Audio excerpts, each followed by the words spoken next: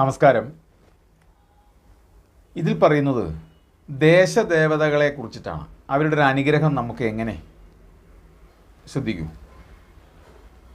ഒരു വ്യക്തിയെ സംബന്ധിച്ചിടത്തോളം ദേശദേവതയ്ക്ക് മാതാപിതാക്കളുടെ സ്ഥാനമാണ് ഉള്ളത്. നാം തുടങ്ങുന്ന ഓരോ നല്ല കാര്യങ്ങൾക്കും, ദൂരയാത്രകൾ, ദൂരക്ഷേത്ര ദർശനങ്ങൾ, പുതിയ ഗൃഹം പിടിപ്പിക്കൽ, വാങ്ങൽ, വിവാഹങ്ങൾ, പരീക്ഷകൾ, അങ്ങനെ എല്ലാം ദേശദേവതയുടെ അനുവാദം വാങ്ങിയിരിക്കണം. ഈ ഭൂമിയിൽ ക്ഷേത്രങ്ങൾ പണിത് ദേവപ്രതിഷ്ഠ നടത്തിയിരിക്കുന്നത് തന്നെ അവിടുത്തെ ദേവത അതാത് ദേശത്തെ കാത്തുരക്ഷിക്കാൻ വേണ്ടിയാണ്. നാം താമസിക്കുന്ന സ്ഥലത്ത് എവിടെയായാലും ക്ഷേത്രമുണ്ടാവും.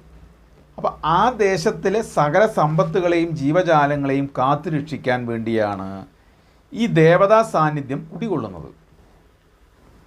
ഓരോരുത്തരെയും കാത്തുരക്ഷിക്കുന്ന രക്ഷിതാവാണ്. പണ്ടൊക്കെ പറയാറില്ലേ, ഇന്നുണ്ടോയെന്നറിയില്ല, കാരണവന്മാരോട് പറഞ്ഞിട്ട് അനുവാദം വാങ്ങിയിട്ട് പുറപ്പെടുക, ഒരു പതിവ്.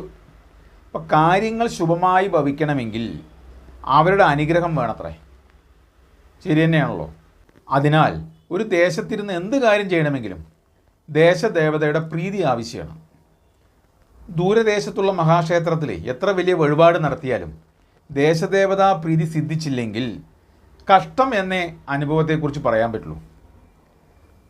നാം ഏതു ദേശത്താണോ താമസിക്കുന്നത് ആ ദേവതയെ പരദേവതയ്ക്കൊപ്പം സ്ഥാനം നൽകി ആദരിക്കണമെന്നാണ് പൂർവികർ പറയുന്നത്.